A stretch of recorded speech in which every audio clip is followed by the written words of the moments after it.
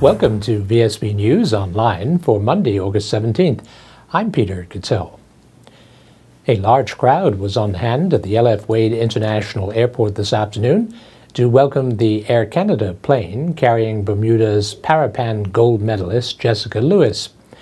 Our own sports editor, Earl Baisden, was among the well-wishers and has provided this report.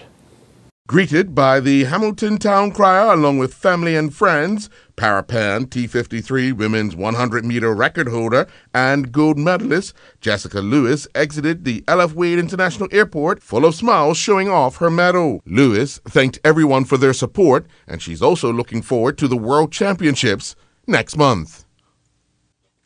Well, first of all, I just want to thank you all for coming out here and showing your support for me. And I'm just so honored to be able to bring home a medal to Bermuda. I love it so much, and it's truly an honor to represent my country. And okay. I've had a really good racing season, so to be able to bring home a gold is certainly incredible. And I really want to thank my coach, Ken Tom, who was there this week with me, and through the ups and downs that I was having this week and all the nerves and everything going into these races. And just going to work really hard at getting better at the longer distances and hopefully be on that podium again.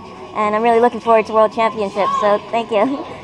Speaker of the House, Randolph Horton, put an end to local and international speculation today by publicly denying that he had taken a $44,000 bribe from the ruling One Bermuda Alliance or any of its agents. The accusation was made during the failed censure motion in July by PLP leader Mark Bean. Here is part of the Speaker's denial. I believe that it is important that the members of this Honorable House and the people of Bermuda know exactly where I stand with respect to that matter. An allegation was made about myself that is simply not true. During the debate on the motion of censure, it was alleged that I had been given or that I had accepted a $45,000 payment from the One Bermuda Alliance or from some agent of the OBA government. No allegation could be further from the truth. For the record, I state categorically and emphatically that I have never received even 1 cent from the OBA or any agent of the OBA. The two political party leaders in the House of Assembly both provided comments on the denial of Speaker Randolph Horton. But what was said by Premier Michael Dunkley was far removed from the comments of Mark Bean.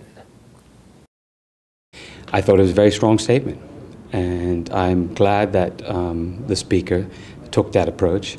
And it goes back to my comments about the motion put forward by MP Furbert, is you allow the course of something to take place and then you speak on it. I don't sit in the Speaker's chair. I don't feel the Speaker's pressure, but in this matter, when people are making allegations against you, I know if I was in his position, it would bother me to no end.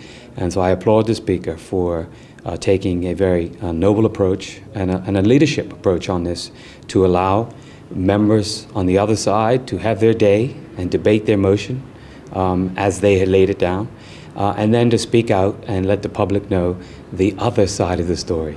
Isn't it interesting, Brian, when more people speak out, the real facts of a matter start to come out. So the Speaker's comments were very strong, and I would wonder what the opposition would say now going forward. The Progressive Labour Party could care less about the Speaker's denial. I mean, it's for the police to investigate, not for the Speaker to get up and say, I didn't do. I mean, obviously that's his right, but in terms of transparency and accountability, that is the responsibility of the police. The same way when allegations were made about me by certain members of the One Bermuda Alliance, it went all the way to court. And while we were in court, it was proven that those allegations were false. The person was actually lying outside of court and within court. Yet for the last week, you have seen the One Bermuda Alliance and the supporters continue to repeat these false allegations.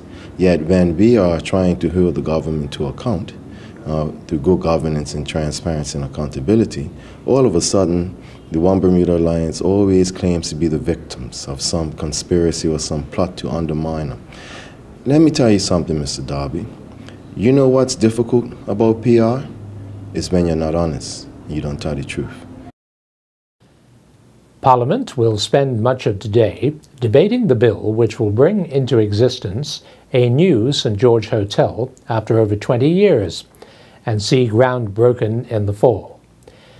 Minister of Tourism Sean Crockwell rubbished some of the criticism levelled by the opposition as he made his pitch, while opposition leader Mark Bean countered that the scheme was politically tainted and unlikely to prove an economic success. This is an exciting day. We should all be very enthusiastic as this is a major step forward to getting the St. George's tourism site developed, which has been sitting there undeveloped for the last 27 years. So this is really something that we should be embracing and supporting. I was concerned when I heard some of the comments by the opposition. Things like they have concerns, Mr. Ferber said that the PLP have concerns about the sale of Crown land. Well, we're looking at a quarter of an acre, and this is to accommodate fractional developments. But the PLP government gave away 85 acres of Crown land to Morgan's Point during that land swap. 85 acres.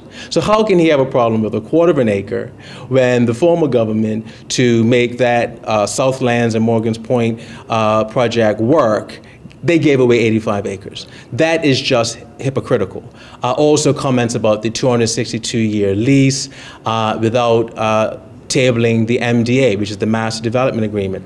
Well, the Park Hyatt Act had a 262-year lease, and no MDA was ever made available to the public or tabled in the House. So we just want to be fair here. It seems as if every time we do something positive, particularly of this magnitude, the opposition tries to find a way to undermine it. We see it with the airport development, we've seen it with America's Cup, Pink Beach, Aerial Sands, and now with the St. George's project. This project will create hundreds of jobs for Bermudians on the construction side and the operation side, and those requirements are stipulated and clearly set out in the Master Development Agreement. What's important, everyone needs, we all agree that we need a hotel. What we don't need is in 3 to 4 years' time having a white elephant sitting up on the hill in St. George's.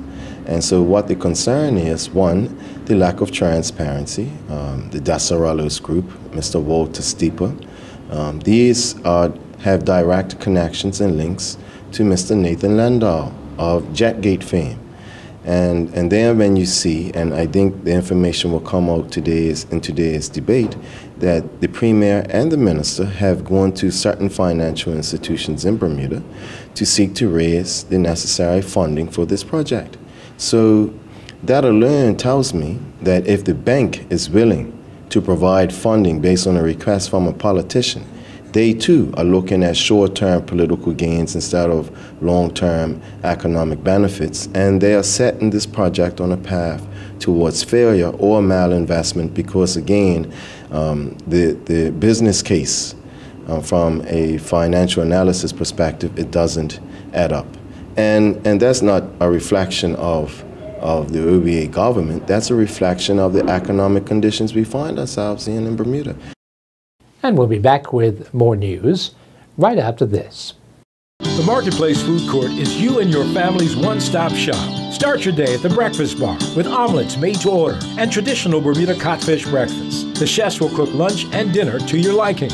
Along with the salad bar, sandwich bar, sushi bar, and fruit bar, the Marketplace Food Court is your kitchen away from home. Every day is hassle-free with nutritious meals from the Marketplace Food Court. Visit us 7 days a week. Homemade cooking, quality service, all at prices you can count on.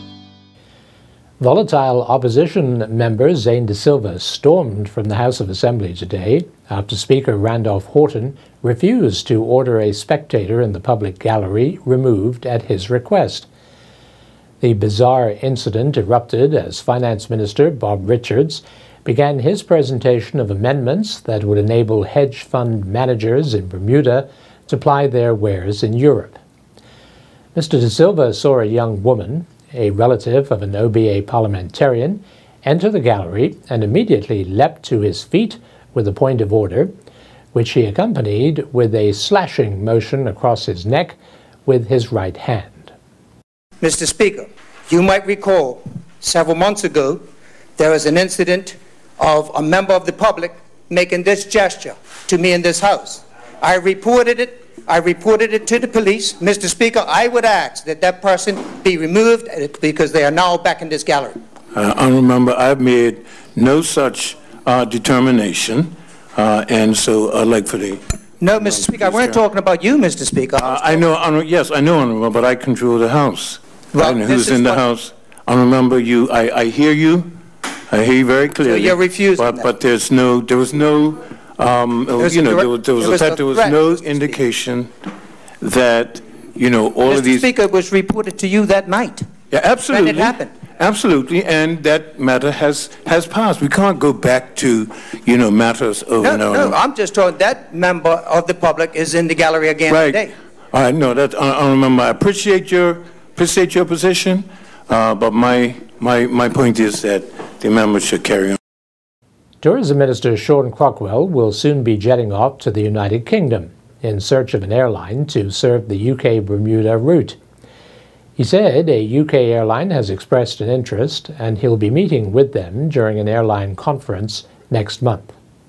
The government is committed to trying to ensure that we have sufficient air capacity, especially as we approach 2017 and the America's Cup, and there's going to be a tremendous demand. Yeah. And it's not just British Airways, and not just the UK, it's America and Canada too.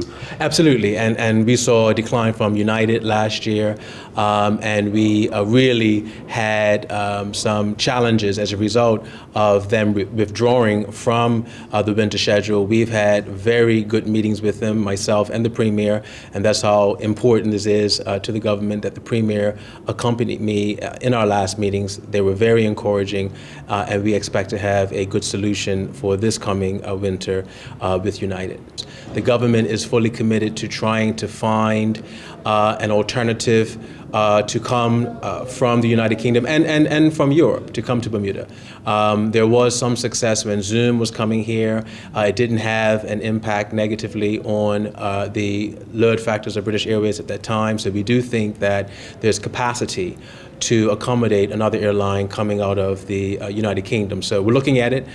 We think that there's some good possibility, particularly if we can get something coming out of the Heathrow airport. We're talking about very early days right now, and it would have been inappropriate of me to highlight who that particular air carrier was.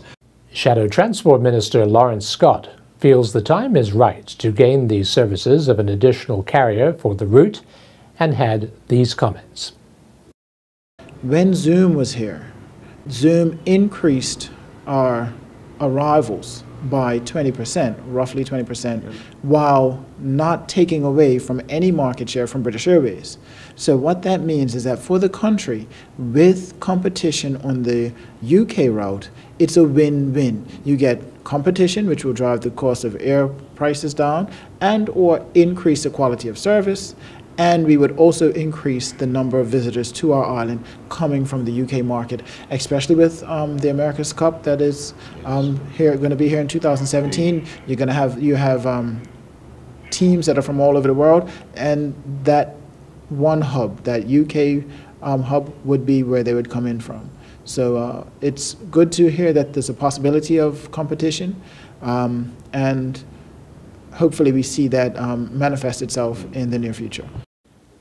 The government has warned in several throne speeches that it is bound by its membership in the World Health Organization to do something to discourage smoking in the community. So Health Minister Jean Atherton feels recent criticism by retail suppliers is somewhat ingenuous. Perhaps people are forgetting that we signed to be a party to the convention, and the convention says that we are supposed to be doing things to reducing the incidence of smoking, because smoking is the leading cause of mortality that can be prevented, causes of cancer, and so part of the World Health Organization convention says that Bermuda has some time frames in which it's supposed to reduce the smoking, but also to reduce the incidence of young people smoking, because tobacco is seen to be so addictive that if we want to get the rest of the population stopping from smoking or reducing it, we have to make sure that we start to turn the tap off at the front end. And young people have been seen to be those people who have been starting to smoke the flavored tobacco, those that look like cigarettes, look like candies, and all those things. That attractiveness is out there. And so what we're trying to get the information out is to let people know that it is part and parcel of a bigger picture, and it's not that we're trying to turn around and pick on the business community, but the fact that there's a commitment, a worldwide commitment, and Bermuda subscribed to it. So the press release will actually give some more information and perhaps get people to think about the wider problem as opposed to just one narrow element of it. Sugar will be the next. Well, that's definitely something that I am thinking about, and I was very intrigued I was listening to one of the grocery stores talking about bringing in products that are sugar-free or less sugar, and that's the type of ongoing conversation, and you'll see in our Well Bermuda strategy, we're starting to talk about alternatives. You know, water is actually quite good. And now we turn to Earl Basin with the latest from the sports desk. On the final day of the Rugby Town Sevens in Colorado, Bermuda picked up 2 wins to lift the Shield Trophy. Bermuda, playing in the Shield semifinal, put 35 points on the board and only allowed Bahamas 7 to advance to the final. In the final, Bermuda took on a Mexican development team and defeated them 19-15. Bermuda had the assistance of 2 players from USA and a player from Fiji in the team. The 2015 Senior Caribbean Squash Championships kicked off in Cayman Islands yesterday. In individual men's division action, Noah Brown defeated Stuart St. John from Barbados 11-7, 11-6, 11-5. Chris Stout went down in 3 games to Bruce Burrows from Jamaica 11-5, 11-8, 11-3. Anthony Fellows was defeated by Mark Gillix from Barbados 11-3, 11-7, 11-6. Brown came back later and defeated the highly ranked Nuke Patrick from Trinidad and Tobago in 4 games 7-11, 11-1, 11-2, 11-9. Bermuda's Michael Franklin defeated Joshua Pinard from Trinidad and Tobago 11-8, 11-4, 11-7. In the ladies division, Susie Lacey defeated Zoe Sorrento in 3 games 11-3, 11-8, 11-9. Maggie Jackson went down in 4 games 11-8, 7-11, 11-2, 11-4 to Alexandria Yearwood from Trinidad and Tobago. Denise Kime defeated Marianne Goodall from Cayman Islands 11-5, 7-11, 11-9, 11-8. Rachel Barnes defeated Ray Stollamore from Barbados 11-6, 7-11, 9-11, 11-5, 11-8. Number 2 seed Runa Retta defeated Lynn D. Cambrello from Barbados 11-2, 11-4, 11-3. On Saturday at Lords and St. David's, Cleveland County retained the Eastern County Cup following their 4-wicket victory over Flats Victoria. Cleveland County captain Dion Stovall won the toss and sent Flats Victoria to bat. Flats scored 196 for 9, declared, with Logan Phillips the top scorer with 65 not out. Captain Kaiwan Franks added 26. Treadwell Gibbons was the pick of the Cleveland County bowlers with figures of 10 overs, 3 for 36. In reply, Cleveland County scored 200 for 6 with Jason Anderson, who shared a 110-run 4th-wicket partnership with Stovall, was the top scorer on 73. Clay Darrell finished 49 not out and Stovall scored 45. Ryan Balboa was the pick of the Flats Victoria bowlers with figures of 11 overs, 1 maiden, 2 for 46. Turning to league cricket yesterday, in Premier Division play, Southampton Rangers defeated Somerset Cricket Club by 1 wicket. At the Somerset Cricket Club, the home team batted first and scored 232 for 8.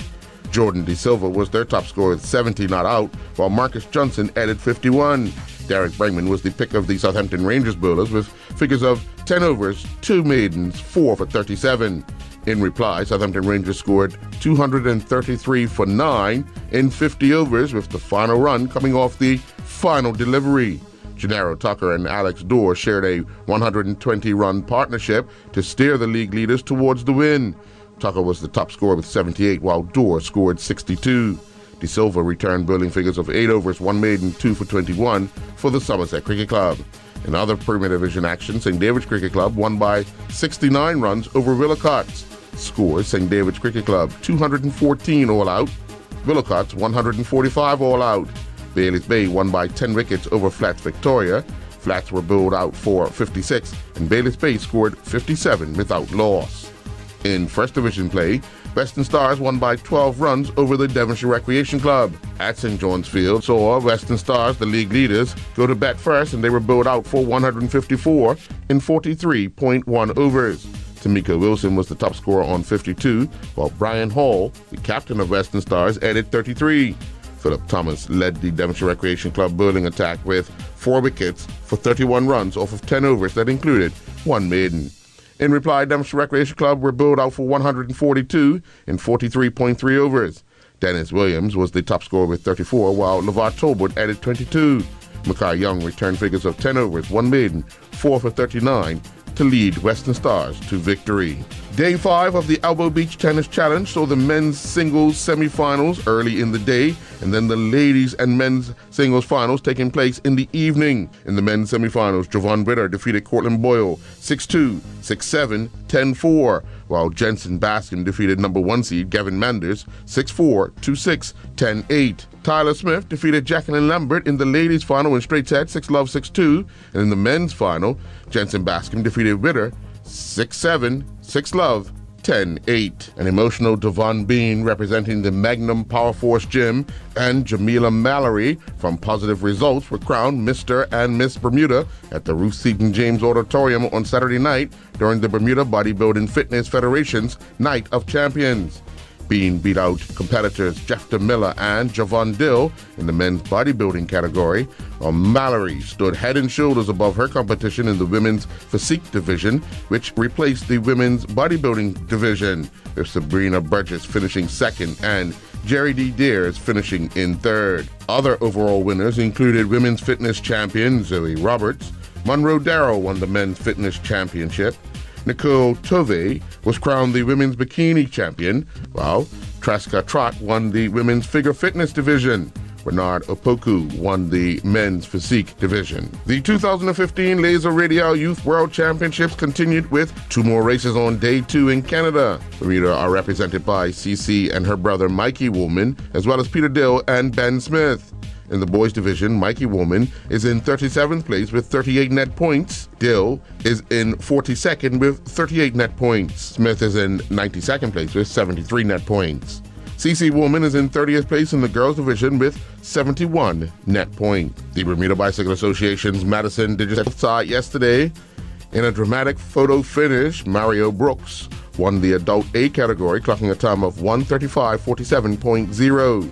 Dave McComas finished second, clocking 1:35:47.2, and Tracy Wright finished third in a time of 1:35:47.5. Karen Smith won the women's division race, recording a time of 1:12:58. Martina Olasaki Bell was second, clocking 1:14:51, and Renda Roberts finished third in a time of 1:19:38. I'm Earl Basden reporting for VSB Sports. Looking at the weather for Tuesday, August 18th, there will be sunny breaks with a few showers and a risk of thunderstorms. Winds will be southwesterly and light, variable at times, increasing light to moderate around showers. We are expecting a high near 85 Fahrenheit and a low near 76 Fahrenheit. This weather report is courtesy of the Bermuda Weather Service. Thank you for watching VSB News Online for Monday, August 17th. I'm Peter Cattell.